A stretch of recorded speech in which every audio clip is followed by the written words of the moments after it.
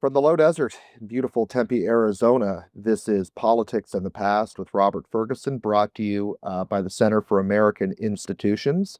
And joining me, I guess we can call you our official UK correspondent now, uh, from maybe not quite as hot as the desert, but still stifling hot Durham, England. This is Thomas Hodgkinson. Thank you for joining us. Hello again, and thank you for having me on again. So last time you were in Wales, and it was sunny and lovely in Wales the last time you were on, and now you're up in Durham, where it's you were saying 28 degrees Celsius. Yes. Just about. Okay, so that's just about 90 for American listeners, and I suspect the humidity is probably a lot worse than we're getting here in the desert. And what's the air conditioning situation like in Durham? There isn't aircon in the UK, so everyone just sweats it out. Right. Yeah, fair enough. Um, well, anyway, hopefully it's not. Hopefully, you're in a relatively temperate, comfortable room with a nice fan. Yes. Um, so anyway, as things are heating up in London, that's a terrible pun. I'm sorry. We wanted to bring you back on because since the last time we've had you on, there have been some considerable changes. Changes that we thought might happen, but maybe happened a little earlier than we'd anticipated.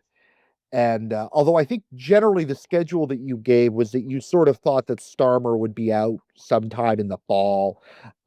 He's announced his resignation now, but his exit date is what, September? Yes. I mean, it depends really what happens with nominations in the Labour Party. And it could go sort of one of two ways. So it could go down one way, which is Burnham nominates himself and no one else nominates themselves in the Labour Party, in which case then Burnham is effectively just coronated in July. Right. But if Burnham sees a challenger, then there'll be a full leadership contest over the summer, and then presumably, he would he would then have to fight and win in September. Okay. Okay. And if he's acclaimed, then he'll probably just take over relatively quickly, I expect. I mean, there's discussion. I think I don't know really what would be happening. I don't see why, if he was just declared leader, why he wouldn't just take over straight away. It Mhm. depends, because Keir Starmer has been quite determined to sort of control this whole process himself. So he might want to hang on until September, because he was talking about some summits, some NATO summits, and other international summits. Right. Um,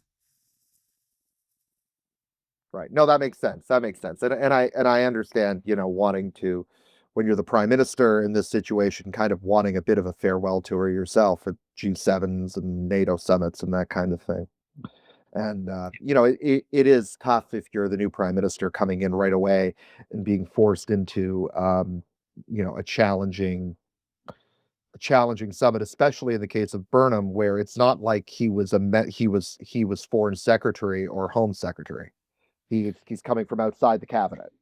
yes, and I mean, obviously, he had a cabinet position whilst he was with Tony Blair, but he's been out of Parliament for a long time, so a lot of these people will be pretty fresh faces. Mhm. Yeah, the Labor caucus, I expect, is a very different looking Labor caucus than the one that he departed back in 2008. Yes. Okay. Well, Given how old were you in 2008? I would have been two. Okay. Okay. So since you were two, Andy Burnham has not been in Parliament. No, he was in Parliament in 2016. He left in 2016 to Oh, for okay. just but he Right. left cabinet, I think, in 2008. Sure. Okay. That makes sense. Um, Yeah. Okay.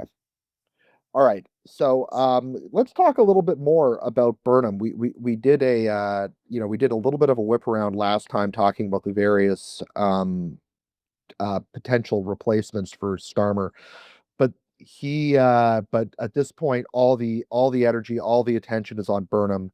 Um, what do you tell us a little bit about him? um, well, I suppose the most important thing to think about Burnham is just how vague he is and how he's sort of in political no man's land currently, in terms of ideology. No one really knows what he stands for. He's not he's not a Corbynite, and he's not really sort of someone like Wes Streeting who's quite right wing. And he's very changeable. He's a bit of a chameleon in terms of how he changes his mind quite frequently. Um, so I suppose if there was one thing that you could pin down on him is his idea of devolution. And we spoke about it just like I made a sort of quip before we came on, which was how he has come out today that he's thinking of moving parts of Downing Street and the executive branch up to Manchester to sort of devolve power and sort of spread evenly power across the UK, and so it's not so centered in London. And that's probably his key, I suppose, driving force behind him is he wants to devolve power away from Whitehall, away from Westminster. Um, but apart from that, economically, socially, foreign policy wise, he's pretty much a chameleon and will say whatever I think is convenient. At the beginning of people touting him as a potential leader, he talked about potentially rejoining the EU, quickly backtracked on that. He spoke about higher spending, he spoke about lower spending, he's spoken about loads of things. So yeah, it's really hard to see what he truly stands for. Interesting. I mean, now that's not necessarily a bad quality in a politician. Not being able to be easily pinned down as in an ideology leaves you room for flexibility, and it also means that people can, at least at this point, when it benefits them, project their own ideologies onto him. Which was what the benefit of Starmer was. Hmm. At the beginning, as we spoke about, I think last time, how Starmer's election campaign was just change, and then that suited the Labour caucus and Labour supporters because that could mean anything they wanted to them, and that was the same with sort of Burnham's campaign, which was based on hope, and again, it was the same sort of vagueness, nothing really sort of concrete in terms of substance or proposals. And so I think, yeah, that's great for winning the election. But in terms of then forming a government and having a mandate to actually go into parliament, that's where we'll see the cracks. Hmm. Hmm. So, uh, he was mayor. He's been mayor of Manchester for how long? Since 2016? 2016. Okay, and he's generally been considered a very popular mayor of Manchester. Can we point to anything that he's accomplished there that uh, gives him this reputation, or is it mostly a vibe thing? Um, I would start by saying, obviously, being mayor is a very different job. And Nigel Farage sort of very astutely put this: it's a very different job than being a prime minister, in the sense of not just amount of work, but you get all the niceties of being a mayor. You get to go to like the openings of shops and memorials and monuments, and you get to cut the ribbon. You get to be that sort of very ceremonial figurehead, and you have sort of really easier things to deal with, like public transport. So that's one thing people have really liked him is his strive for public transport that's been really effective in Manchester. People really like the use of trams, efficiency on buses. And so that's been a thing that people have really loved about him, and the regeneration of Manchester city centre, Hmm. collaborating with businesses. But that's in a way those are quite easy things compared to what a prime minister has to do because it's not national broad policy. It's just sort of encouraging people to set up business and set up shops in Manchester. Making sure buses run on time. Um, Mm. and I mean, so I think yeah, sorry, go ahead. it's that. I think there's a really credible thing, but that's not necessarily going to translate into success as a prime minister. But then I think it's a vibe thing. He comes across as a really sort of down to earth man of the North, who understands the feelings of people in the North that they're rejected or sort of overlooked by the Westminster bubble. And I think that sort of vibe is what's carried him to Westminster and what people really like about him across the country.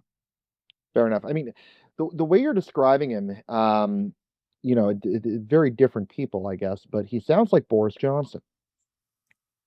I would say he's very similar to Boris Johnson, just a sort of different background. Mhm. But, like, loved being mayor, was good at being mayor by all accounts. I mean, not necessarily into the nitty-gritty on policy, but was a great mascot for the city, was great at, like, encouraging and cajoling people to do things. I think people generally look fondly upon Johnson's tenure as mayor of London. Um, and, the Olympics were held in London at the time, which was also, you know, a big help for him, but, like, he liked that, and he was good at that.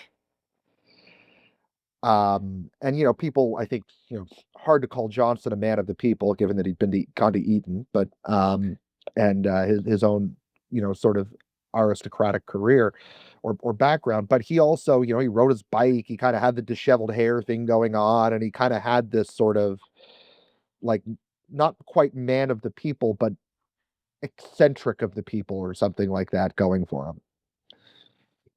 Yeah, I mean, I'd say a lot of those attributes are the same for Burnham, in the sense that I wouldn't really class Burnham as a man of the people. He's sort of been a bit of a career politician. Um, he's quite well off, but the way he presents himself sort of makes him look like that. He wears a blazer with a t-shirt rather than a blazer with a shirt and tie. And he's just generally really quite charismatic, like Boris Johnson. Um, Right. so I think he's really able to present himself as that man of the person, man of the people. Um, so yeah, I think there's a lot of similarities that can be, you know, drawn between him and Johnson. Um, but yes, I'm just because I'm not entirely sure whether Burnham has the same sort of political convictions that Boris Johnson maybe had, Right. whether that will translate into good governance. Sure. Sure. Um, Interesting. Okay. So, I did read somewhere that there have been rumors of promises being made by Burnham to other prominent labor figures in order to keep them out of a potential race. Is that correct? Well, that's what the reports are. Apparently, in order to keep West Streeting out of the race, West Streeting has been promised the Chancellorship, number 11. Um, but I mean, there's conflicting reports because I read somewhere that Shabana Mahmood, our current Home Secretary, was promised the Chancellorship as well. But then potentially there are multiple discussions going on, and maybe Shabana Mahmood is happy at the Home Office, and Wes Streeting, now that he's out of cabinet, wants a position, so needs to be promised something like the Chancellorship. Um, but there have been a lot of people. I think yesterday, um, Darren Jones, this sort of he's a former Treasury Minister, but like he was working as sort of Keir Starmer's enforcer in Parliament, in terms of like direction of policy. Um, he's sort of backed Burnham effectively by saying Burnham's plans seem to follow the fiscal rules. I'm happy, and I'm not going to be running for Labour leader. So Burnham clearly is doing a lot of calling around, trying to cajole support and everything. Mhm.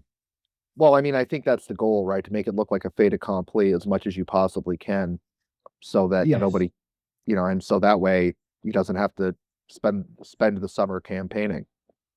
And I think also, I think as well as that's what Burnham wants, I think the people who are receiving these calls, so we're streeting Shabana Mahmood, Darren Jones, other members of the Labour Party, they don't want a massive campaign either, because it will just be reminiscent of the Tories of Liz Truss versus Rishi Sunak, and just sort of endless divisive campaigns where, and I think we spoke about this last time, where, let's say West Streeting and Burnham were to run against each other. If Burnham won, even with a resounding victory, but Wes Streeting's camp would be waiting for Burnham to slip up. Mhm. They'd be waiting for him to fail, and then the knives would be straight away in his back. Mhm. Whereas that's Keir Starmer has benefited from the fact that because he won the mandate, or a mandate for whatever, from the people and won the election, people were sort of tentative to sort of throw him under the bus straight away. They gave him multiple chances, and then when it became, absolutely untenable that he could remain prime minister, that's when they were like, "Look, here, we like you, but we really think you need to step aside for Burnham, who's now just won that victory in Makerfield." So I Right. think that's the Labour Party wants to avoid that infighting that would take place very openly, very publicly during a campaign, but then would later on sort of persist throughout then the following sort of premiership of Burnham. And then once he goes, then it'd be another premiership, which would then be followed by more backstabbing. Mhm. And I mean, and I also think it would force Burnham to articulate a coherent policy agenda publicly Yeah. that he might not want to necessarily do that. Yeah. I think he was pretty satisfied with the fact that he could win an election on hope. Mhm. Um, Yeah, and a not, hope and turtlenecks with or t-shirts with blazers is yeah, and not have to tie himself too much to any mast. right.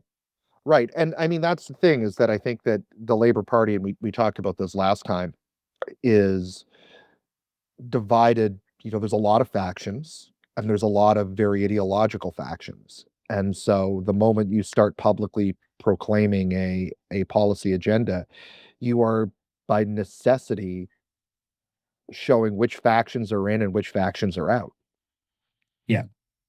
Um, and as we said, these factions are sort of very ideological as opposed to just sort of personality wise. And so therefore it's not even just about we want our person in, we want our ideology in as well. Mhm. Um, and that's why I think when we discussed it, it was about, the Prime Minister meeting his backbenchers and saying, "What can I do for you? What do you want to see on the legislative process?" It's not just about having cabinet ministers from each faction. It's not just about those personalities, but it's about a legislative agenda that reflects all of them.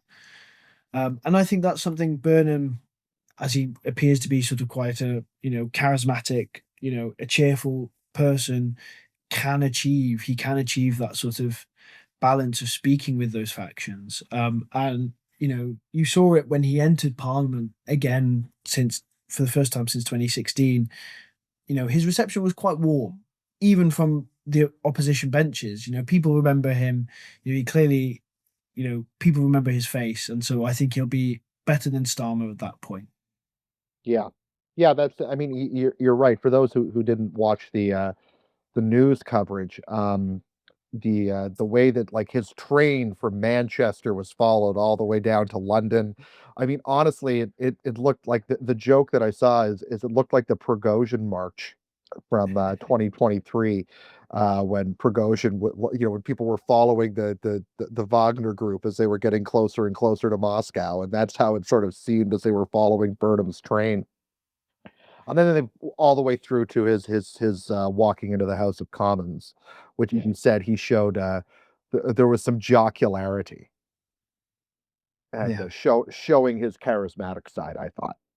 yeah. And I mean, I think um, Speaker Lindsay Hoyle's sort of shaking of the hands and the sort of brief interaction they had as Burnham walked past showed a sort of familiarity and a sort of good naturedness. Mhm. And I think, that shows that, he was only recently in Parliament, but also he's a very amicable person. Right.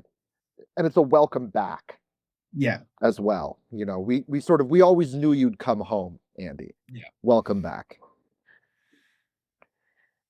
Very interesting. Okay, so, um, again, there's still some uncertainty as to whether there will be an opponent. This conversation with you, uh has sort of persuaded me that there probably won't be one in the Yeah. race. I think with Wes Streeting having backed him, I think it was within almost about 10 minutes of Burnham announcing his leadership bid after Starmer's resignation, Wes Streeting published a letter saying he's backing Burnham for PM. Okay. And I think Wes Streeting was probably the most likely sort of candidate who would have put himself forward. And I think if he's not confident enough, I don't think Angela Rayner would. I don't think anyone else would either. Yeah. So it's the king, the king in the north, the king of the north. The King of the North. The king of the north. All right. Um, so he comes into parliament. What are we? 2 years into the mandate, or 3 years into the mandate? We're 2 years, Uh, right? it will be 2 years on the 4th of July. Okay. So that means, and it's 5 year mandates in the UK, right? So Yeah. in theory, he doesn't have to call an election for 3 years, right? Yeah. Um, do you imagine he'll want his own mandate? So this is another sort of debate that's happening within the Labour Party at the moment. Is some MPs and members are saying Burnham should um he should call an election when he is made leader, so that because he didn't win a mandate at all. Um, so I don't think he would. Not maybe immediately. Because I think the polls are too bad for Labour at the moment. But I think potentially, within maybe 6 months or a year, if he starts to turn things around, he might. Um, in Because I think, as we saw from the Makerfield elections, he did manage to fend off reform quite substantially.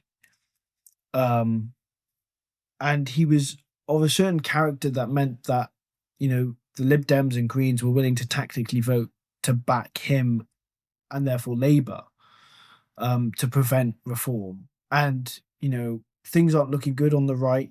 There's a lot of splitting of the vote between Reform, Restore, somewhat the Conservatives, depending in which constituency. Mhm. Um, so I think, there's potential, but I think it would be too much to gamble at the moment. But maybe in a Sure. year's time, if he's had an impact, he's been more charismatic, he's done some popular things, polls start to trend upwards for Labour, I think he might. Well, I mean, this is the thing that, I if I were Burnham, and some advisor, or some, and you had some MP going off saying, well, he needs his own mandate. I mean, one of the great things about the parliamentary system and your prime minister is that you kind of control that. And so there's no pressure on you to hold an election. There's no need for it. Maybe there's a little bit of pressure, but there's no real need for it. So why hold it? And I suppose the other thing is, in terms of constitutionally, but when we're thinking about it, when you're having a general election, you're not electing a prime minister. You're just electing your local MP. So a prime minister never really has a mandate from an election. Technically, as the constitution would put it, he only has a mandate from the MPs that support him. Um, which, if he nominates himself and no one else nominates themselves, then that not mandate enough? And so you Right. can sort of dismiss those sort of complaints quite easily. Mhm. But I think obviously, he will want, in order to give him maybe more freedom and movability within his party about what he wants to do, he may want an election. So, because then he can silence any critics. If there's a cabinet minister that he needs to include, he could then get rid of at a later date if he's won an election because he's Mhm. won the mandate. So I think it just gives him a bit more power and a bit more leg room in order to move as prime minister, but maybe in a year's time. Sure. And I mean, when Johnson called the early election in 2019, right, he did it because he had a legitimate policy thing that he was trying to achieve, which was the Brexit deal, right? And so when he did that, there was a really good reason to do it. And he couldn't really get that over the line without an election, Yeah. even though they had the majority. Um, so if something like that comes up, then yeah, I mean, hold the election. But But um, I suspect that's what Burnham might be doing as well. Is he might spend a year, 6 months in Downing Street or Manchester, wherever it ends up being, um, actually thinking about what he wants his major policy goal to be. mhm, Um, I I hope he takes heed what Tony Blair said, and that there needs to be a project. And I think that's what was missing from his campaign from Makerfield, was that fact that it's just change, and that's no hope. Sorry, and hope doesn't really mean anything in terms of actual legislative promises.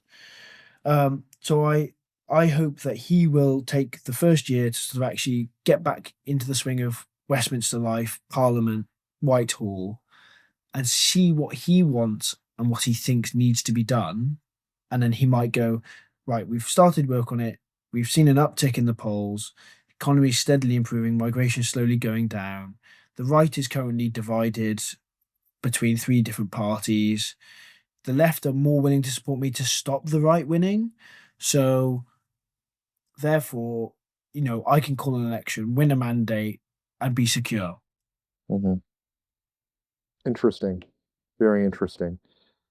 So I want to move away from Burnham here and chat a little bit about what's going on the right and on the left. But let's start with the left.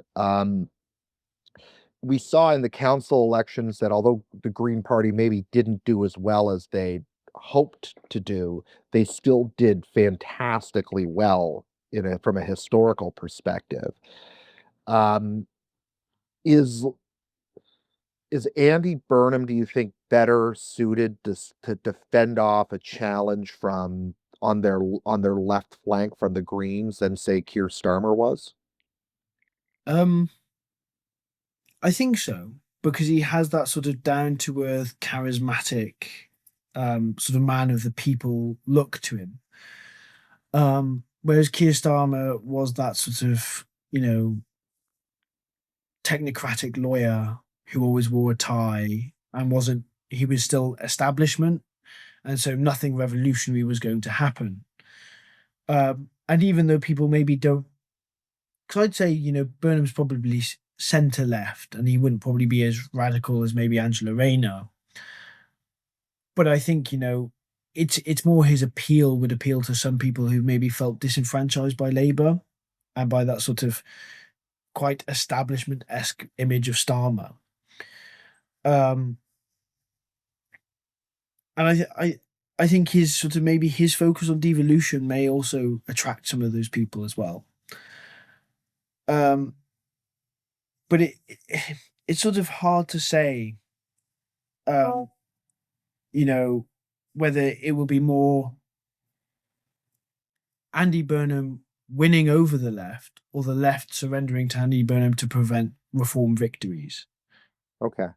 Um, So yeah, so let me just I think it's probably because I don't know this, so I'm assuming most of our listeners probably don't know it either. Because I assume that, well, that's an arrogant assumption, I suppose. Maybe they all know everything and I don't. But the Green Party in the UK, I think there's this notion in the United States, and I mean I've seen it in my experience with the Green parties in Canada, and but the Green parties across Europe, where Green parties, their number one issue is the environment and climate change. And then secondarily, their next level of issues tend to be just boilerplate left-wing populism. yeah. Is that the case for the UK Green Party? So I think the sort of populism, really quite far left, I'd say borderline communist ideas, although they probably wouldn't label them as communist ideas, are taking more of a precedence. I'd say that's partially due to a consensus that's been sort of come about around climate.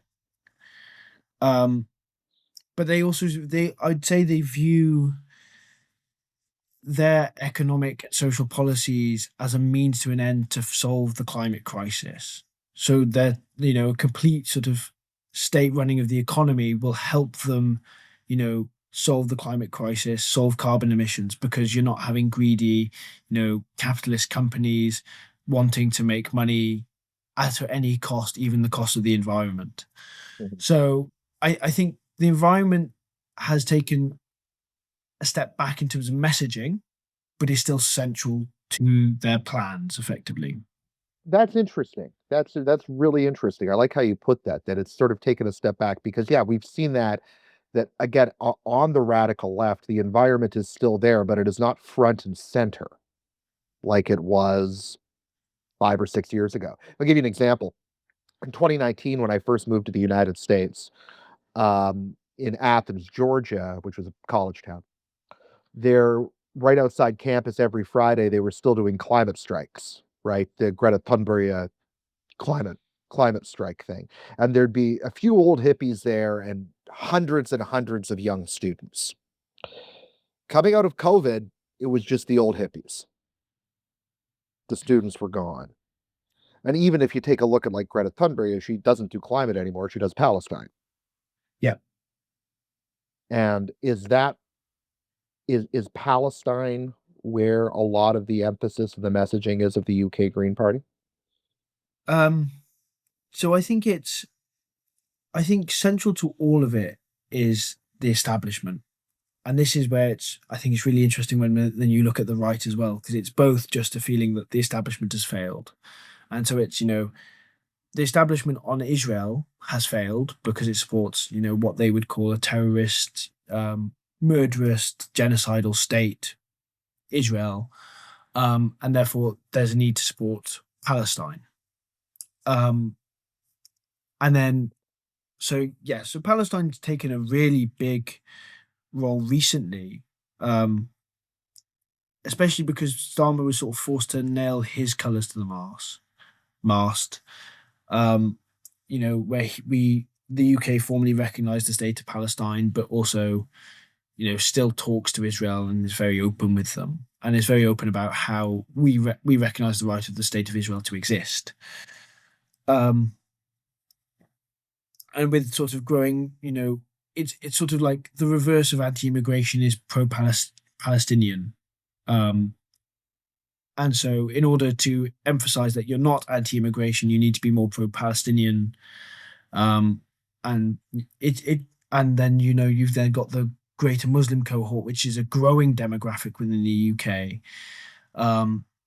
And so, you've got what we call over here Gazan independence. So independent candidates running on the basis that they support Gaza, they support Palestinian nationhood, and they're winning in large swathes and taking seats away from Labour. So Green are trying to sort of corner that demographic to win that, which is arguably how they won Gorton and Denton back when that election was earlier this year.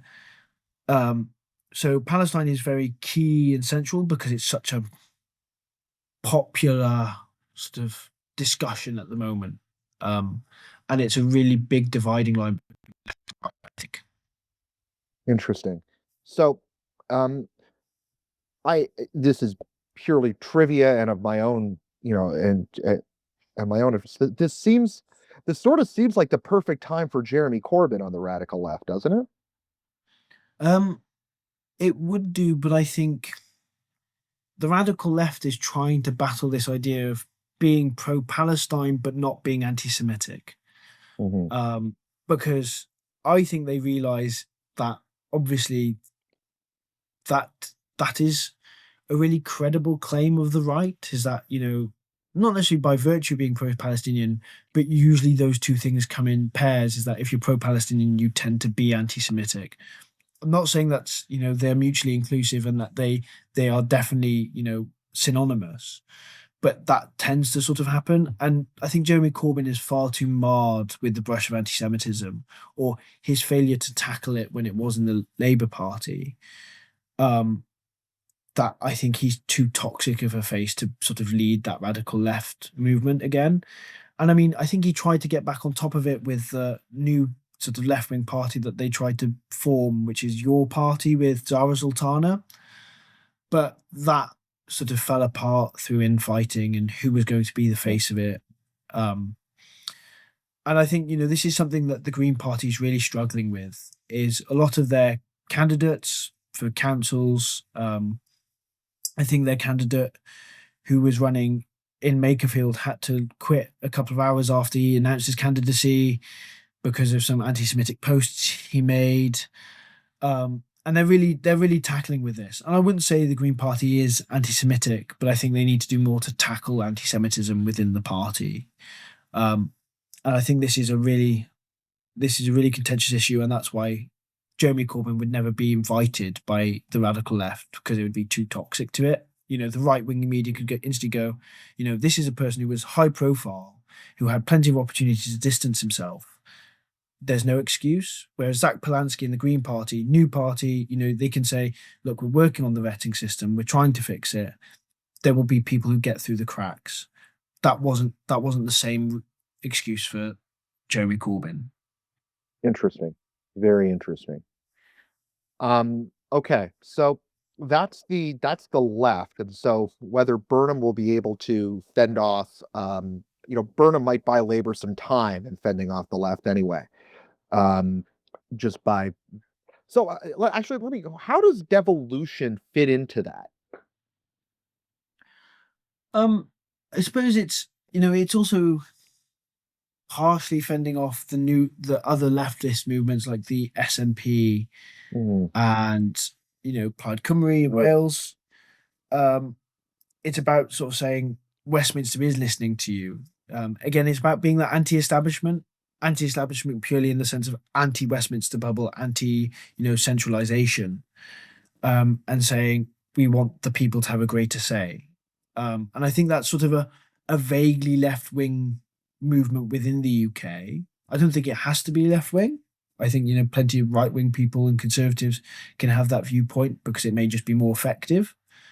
And I think it's just a democratic point.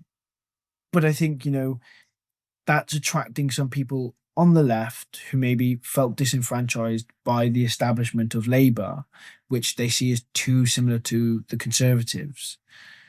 And so it's trying to attract those Labour voters who left and went to the mm, Greens. interesting. Um, Not necessarily trying to attract the far left and the Garden Independents, but just generally those people who felt ostracized and alienated by Starmer and his sort of very centrist establishment.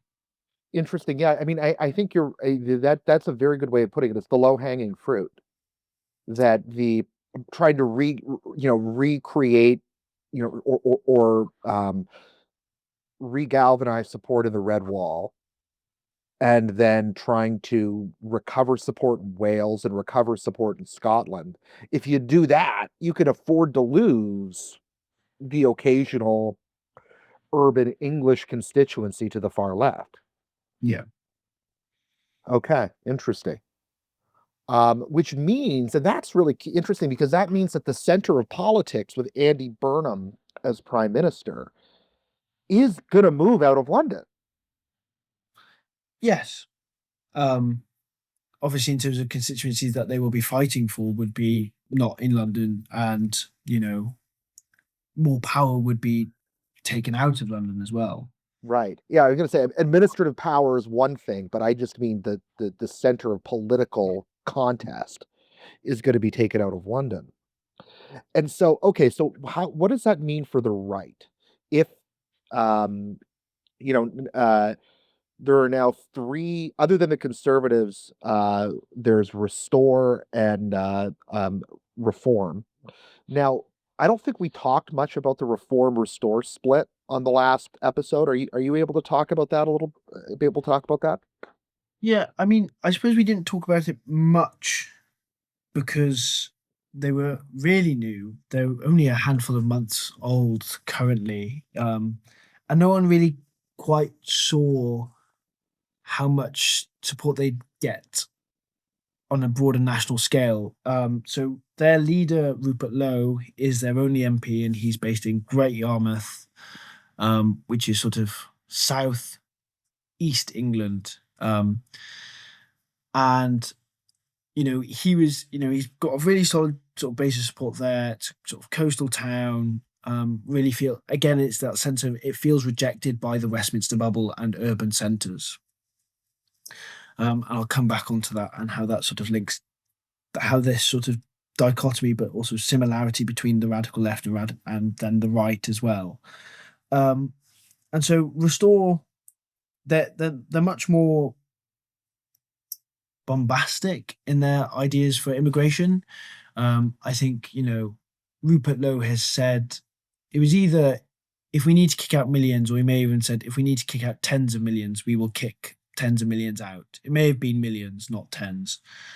But sort of very very hardcore sort of anti-immigration rhetoric of deportations, deportations, deportations. Um, and I think that sort of very hardcore rhetoric wasn't taken very serious. Well, it was taken seriously, but people thought that's not a serious political force. They became even more single issue than reform.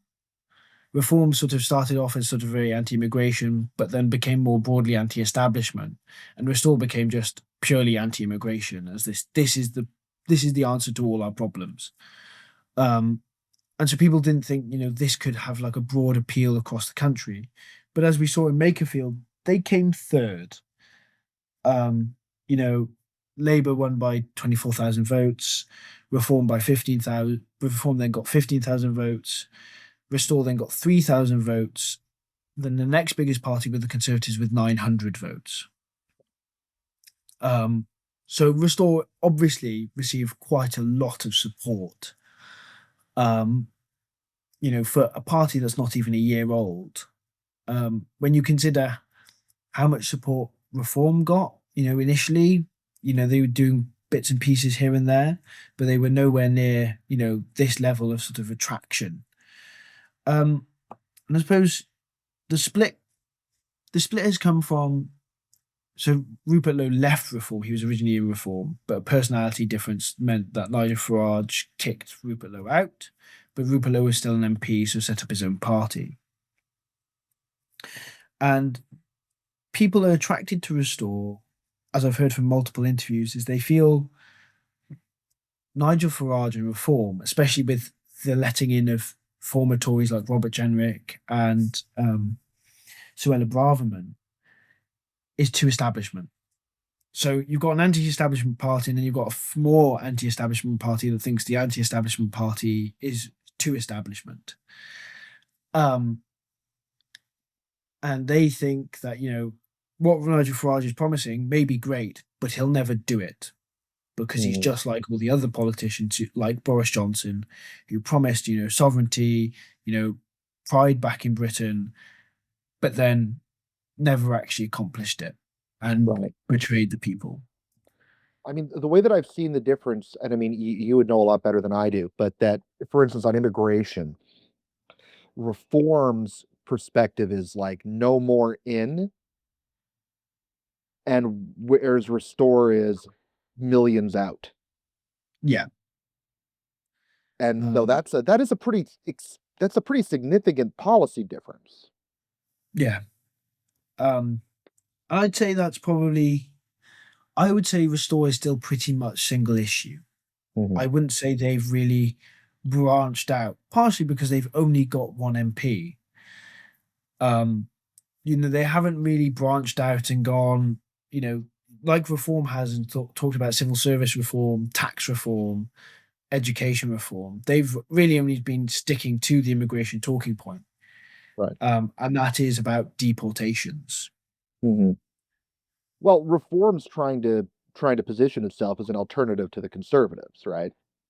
Yeah, they're trying to position themselves as a sort of new conservative party that is slightly more to the right. Right. Government, yeah, government in waiting. Yeah. So, well, while Restore, it owns a single, it's got one issue. It's a big issue, and I suspect that Rupert Lowe doesn't expect to form government in the next election. Uh, well, I don't think at this moment, but maybe he feels slightly emboldened by that result in Makerfield. Sure, sure. Well, but he might be. Here's the thing: he might be strong enough to deny someone an election. Yes. Well, that's what's really interesting about the Makerfield by-election was that the difference between Reform and Labour was not the size of Restore's vote. The left had coalesced around Andy Burnham and Labour. Um, and even I think I was listening to some interviews, and there were people in Makerfield who said they voted Reform in the 2024 um, general election, but they were going to vote for Andy Burnham in the by-election. Um, so maybe the split on the vote will, reduce Reform's chances and will deny them an election. But I think also there's a chance that Andy Burnham and his part to play may also deny Reform a victory. Interesting. I mean, that is interesting that there were people who voted Reform in 24 and in the Makerfield by-election voted for Burnham. I mean, part of that could just be, and whenever a leader or whenever an ostensible, because he's not leader, but he's sort of leader in waiting, is it a by-election? I mean, again, and I'm just going for the Canadian experience here. Lots of people end up voting for them Yeah. just because it's like, hey, listen, clearly you're going to be the leader. You deserve a spot in parliament. You're not the leader of my party, but you're going to be prime minister here. So let's get you to parliament. Why, we don't need to fiddle around too much. Uh, And I suppose that would somewhat make sense. And I suppose there were probably some reform people who thought we're so anti-Starmer Yeah, that we'd rather elect Burnham so he can go and kick out Starmer. true. Yeah. But then there's a question of, uh, were there many reform people who were maybe thinking, but Andy Burnham actually might be more left wing than Starmer? Right. But And maybe those people who voted for reform are more left wing than Starmer in 2024. They just don't like Starmer yeah, and also don't like the Tories. and don't like the Tories, right? They are themselves more left wing, how what you and I would call more left wing. But reform, and I think we've seen this, is that whether it's reform or whether it's restore, um, they I think they have the ability to attract left wing voters on as long as they're not left wing on immigration. Yeah, yeah, and left wing probably on foreign policy. Some of them might be left wing on foreign policy. It's immigration that's the issue they care about, or Yeah, that like that's their only right wing issue. I mean, I think of there's lots of there's a major political coalitions built around that notion. yeah,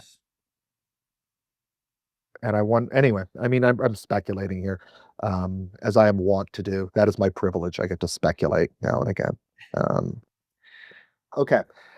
So how this how let's talk about the Tories. Actually, we haven't talked about the Tories yet. They just won a big by-election the same night of Makersfield. I'm assuming it was the same night. yeah. So same day there were three by-elections: Aberdeen South, Arbroath South in Scotland as well, and Makerfield. And the Conservatives won in Aberdeen South. Um, Although obviously you said before, bit surprising. I don't think necessarily surprising if you watch the race closely. People had, the polls were pointing to a potential Conservative victory. But everyone's eyes were so glued to the screens on Makerfield, because obviously Andy Burnham is the potential next Prime Minister, that people sort of ignored Aberdeen South a bit. But Conservatives won. It was a SNP seat previously. Conservatives won with 14,000 votes. SNP had 8,000, Reform 2,000, and then Labour 1,000. Interesting.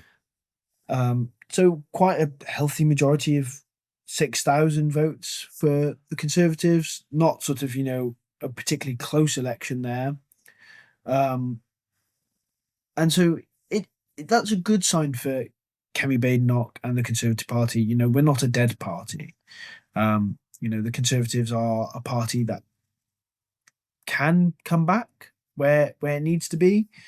Um, and I think it's a really good point or it's a really good victory for the Conservative Party, because a lot of right wing commentators have spoken about how the Conservative Party is the Conservative and Unionist Party. And how can we be a Unionist Party if all our support is completely destroyed in Scotland, Wales, and, well, Conservatives don't run in Northern Ireland? How can we be a Unionist Party if the other members of the Union don't support us?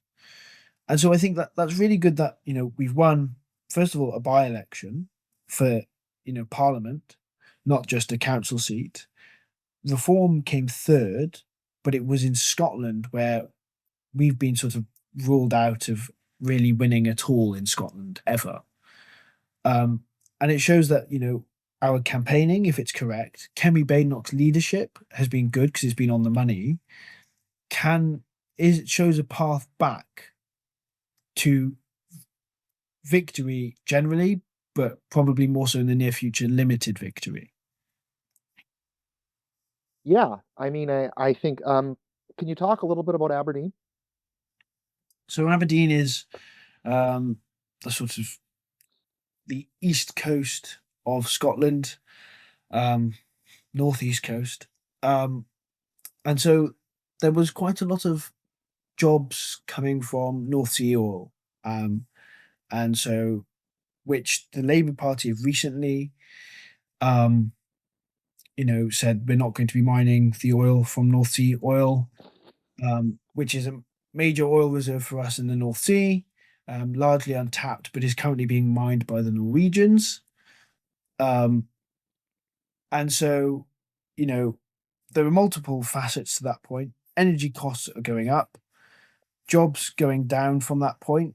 And so everyone's sort of asking the current Starmer government, but more broadly the left, why don't we access North Sea oil, bring energy costs down, improve jobs, um, and it just seems like a win-win situation. Although okay, even if you are someone who wants to protect the climate, it's a fossil fuel. Norway's just mining it, so they're going to be using it anyway. Why don't we get a piece of that pie? And China obviously is constantly increasing its carbon footprint. We make up something like 0.2% of the world's carbon emissions. Um, we, us using this to bring down our energy costs temporarily whilst we find, more renewable alternatives does not seem like a massively like morally corrupt thing to do. And it will save a lot of people money and will give people jobs as well in the meantime. And so this is why I think the Conservatives won that by-election, was because this is what Kemi Badenoch has been mentioning at Prime Minister's questions fairly regularly. Let's tap into North Sea oil, let's lower energy costs, let's provide jobs for people who live in Scotland, um, like specifically Aberdeen. Um, and so, those people in Aberdeen were like, well, we'll vote for Conservatives because this has been a consistent message, not just from that specific candidate, but from the National Party in Westminster, which is we want to tap into this. Um, so there's that. So they voted for them for the immediate economic output, of gaining jobs.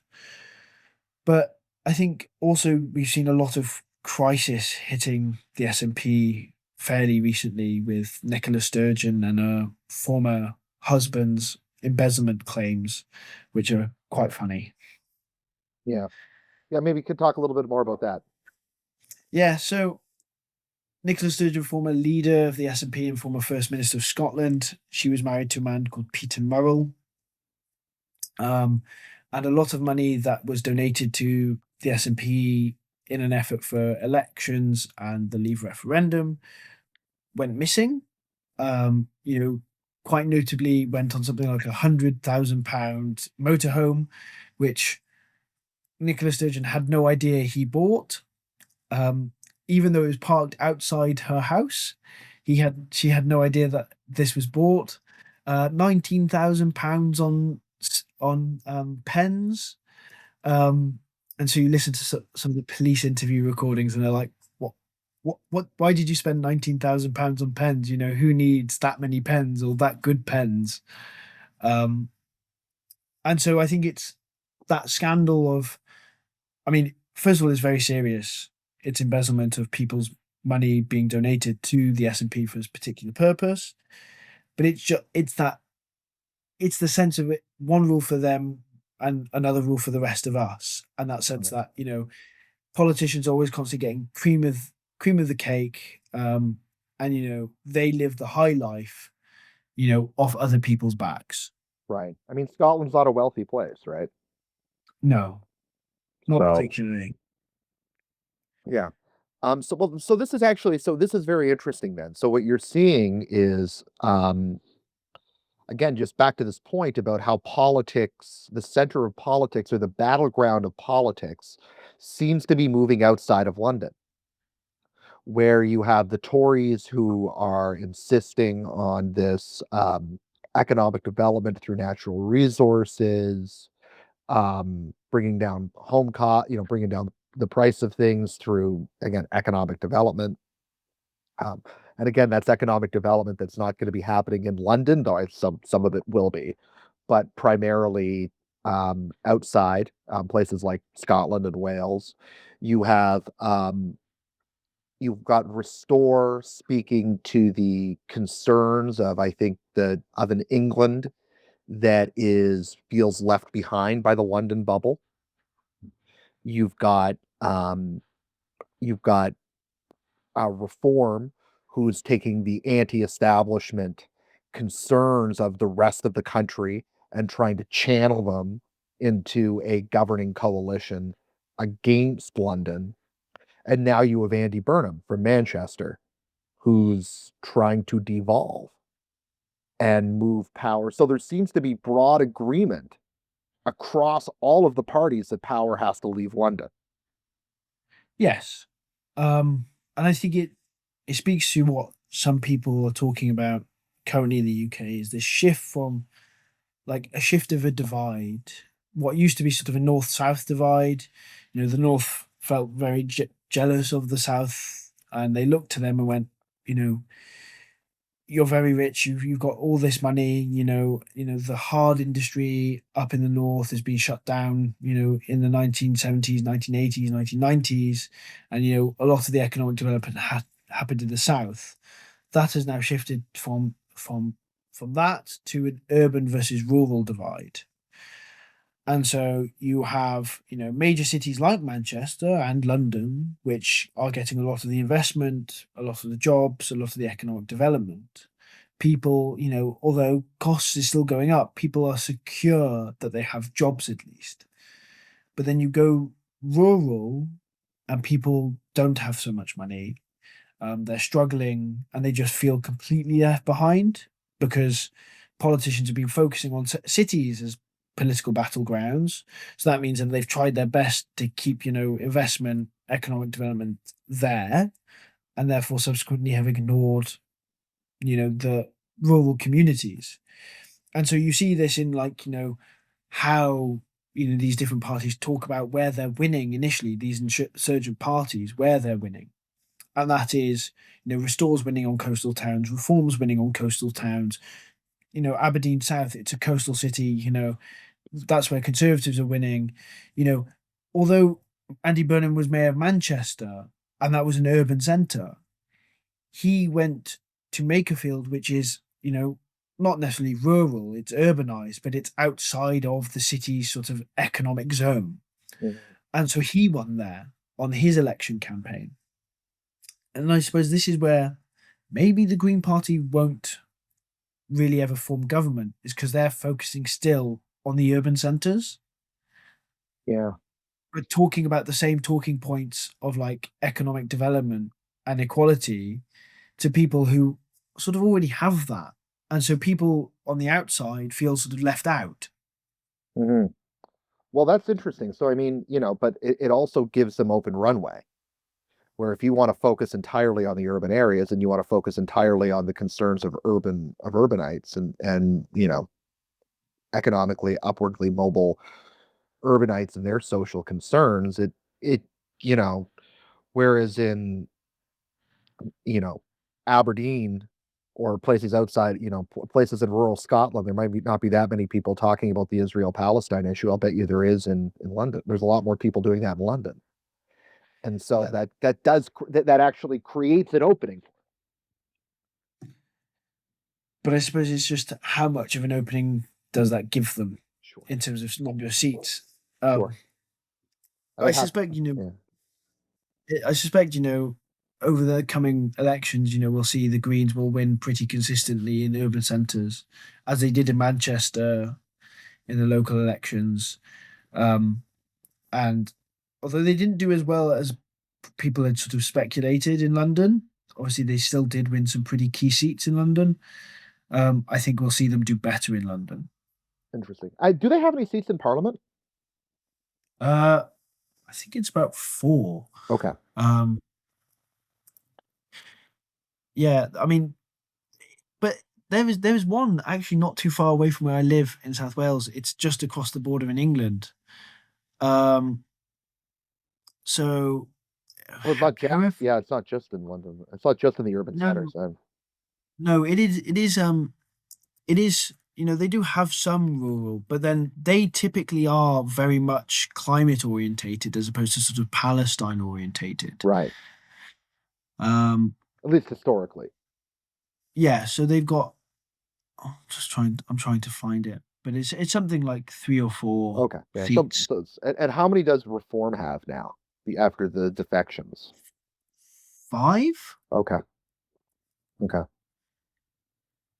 It is remarkable. Um, It is amazingly remarkable how the energy seems to be with parties that have less than 10 seats yeah, in a parliament of 600 seats. How many yes. seats are in So parliament?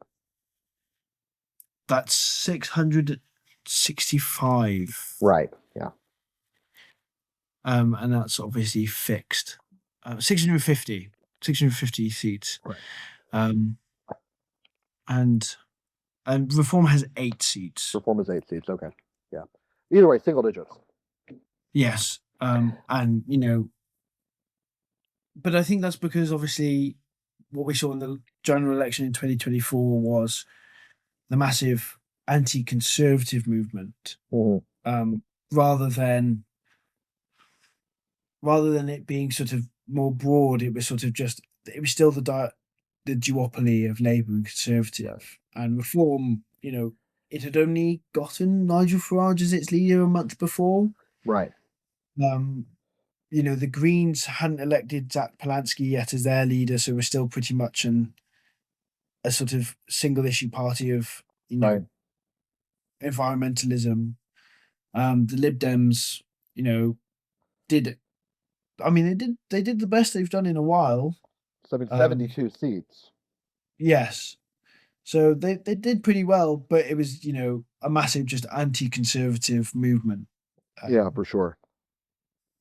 That, I'm sure it's trying to look at how many seats the Tories have, but that didn't come up. But anyway, well over 100 anyway. Do they have two? I don't know if they have 200, but no, I think it's in the hundreds. yeah. Um, But anyway, I mean, Labor it was a crushing majority that they won. But which all is right, sort of a blessing and a curse. of course, right? You want your coalition to be big enough, but not too big. Yeah. Uh, all right. Well, Tom, thank you so much for joining. It's been great, and we'll have you on again here in the next couple of months as things change. I'm sure again in the UK. I should ask, are you enjoying the World Cup? I'm loving it. Um, yes, the atmosphere is great. It's always great in England. There's so much hope for England to win it, but I'm skeptical. Well, I haven't been following. How have they been doing? I mean, they won their first game, um, and then they drew last night, although they probably should have won. But they'll probably qualify for the group stages. But England has a tendency to sort of show a good performance, but then kick the bucket when it most matters. Sure, sure. When Um, was their last World Cup victory? 1966, Okay, so yeah, 60 years ago. yeah. Okay. Well, hey, I had But long-suffering sports fans, right? I hear the Scottish and English fans are making headlines in the US. They are. They are. I think the Scots drank Boston dry. Yeah, it creates a lot of national pride over here. Well, that's good. No, you know what? This has been it's been a reminder, I think, that people like you and I who focus on politics a lot and see the world sometimes through politics. I think a lot of people especially in this world of social media, have done that. Um, and what you think of the U.S. government, neither here nor there. The fact is that when we're all put in the same place and we give something else to talk about other than politics, my God, do we all get along? And my God, do we all have a lot of fun? Yeah. Right. And so I think it's been the last couple of weeks, and the next few weeks will be a continual reminder of that. Yes. Anyway, thank you very much. Good luck to the English football team, and I hope for all of your sake that it goes well. I have no. I mean, I guess I'm Canadian, so I suppose I'm cheering for them. I live in America. I guess I'm cheering for them. I guess I'm cheering for the North American team. Somewhere in there. But I hold no ill will towards English football, so I wish them the best. Thank you very much. All right. Well, take care, Tom. Thank you. You too.